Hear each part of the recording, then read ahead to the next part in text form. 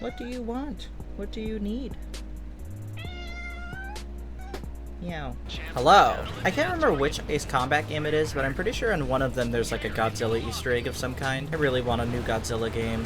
I think the most recent game was Godzilla PS4, and that game is really, really fun, but it's not the same as the old, like, trilogy that they had, like, with Godzilla Unleashed and everything. I still play those games to this day. I crashed. It's fine, I'm just gonna switch missions. The second part of that mission where there's a whole dust storm thing, I didn't even feel like doing it. Not that it's a bad mission. But yeah, I just really wish that there was more Godzilla games. Like, this is how I feel about it. I always wish that there was just, like, a colossal game. Like, a game that's literally just about kaijus and stuff. Like, of course, I really want the center point to be Godzilla, but I feel like it'd be really cool to have all sorts of different, like, monsters from tons of different IPs getting to fight each other. Like, I want to see Godzilla, I want to see King Kong, I want to see the mechs from Pacific Rim, I want the Cloverfield monster. I just feel like that would be really cool. I feel like I never got to truly enjoy Godzilla PS4. By the time I started playing that game, the multiplayer had already been shut down. And in Godzilla games, like, you have to have co-op. You have to be able to sit down on your couch with your friends and just beat each other up. Why has there never been a Godzilla Lego game? Like, I feel like that would be really cool. Imagine being able to destroy a giant city of Legos as Godzilla. Like, that would be extremely satisfying.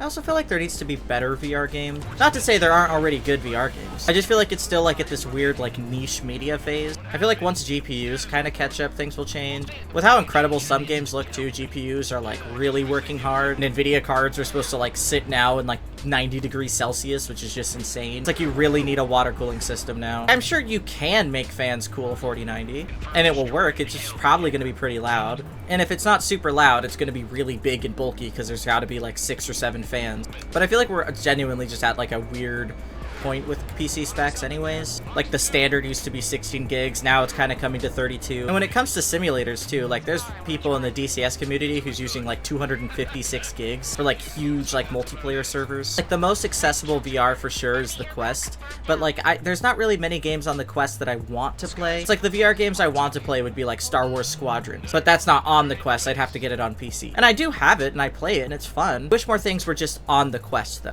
Rather than having to hook up your Quest to your PC, you can just play it all on the Quest. But then they're going to have to fit 40 series cards inside of a Quest. And obviously doing that would be pretty hard, like, in the physical world. But idealistically, like, I feel like that's where I want VR to be. And I want other companies to, like, try to take a shot at what they would do with VR besides Facebook. And, like, there's the PSVR 2. I can't think of anything you would want to play on the PSVR 2 that you couldn't play on the PSVR 1. Like, I think the PSVR 2 is actually an improvement over the PSVR 1, but I've never tried either. And from what I've understood is the community's fairly let down with PSVR 2. I don't know, I could be wrong. That would actually be really funny, though, if there was a Godzilla game that was VR. Like, you literally get to be Godzilla. I can just picture that. That would be really funny. I can't wait for games like the new body cam game and stuff to go VR. Like, if we had a game that looked that good in VR, that would just be insane. I'm sure it will happen. It's just a matter of time. Okay, we hit this little core.